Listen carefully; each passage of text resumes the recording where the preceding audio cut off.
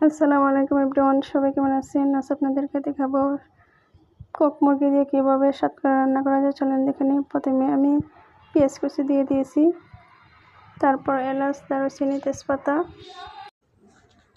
তারপর রসুন বাটা, পেঁয়াজ বাটা দিয়ে ভালোভাবে ভেজে নেব। তারপর আদা বাটা দিয়ে দিয়েছি, দিয়ে অল্প পরিমাণে পানি দিয়ে দিব। হলুদের গুঁড়া, মরিচের গুঁড়া, ধনিয়ার গুঁড়া, স্বাদ মতো লবণ দিয়ে দিব। তারপর জিরা বাটা দিয়ে ভালোভাবে কষিয়ে নিব। আমার মশলাগুলো প্রায় কষিয়ে আসছে। এখন কক মুরগির মাংসগুলো দিয়ে দিয়েছি, দিয়ে ভালোভাবে অ্যাড করে নিব। কিছুক্ষণ রেখে দিব সিদ্ধ হওয়ার জন্য।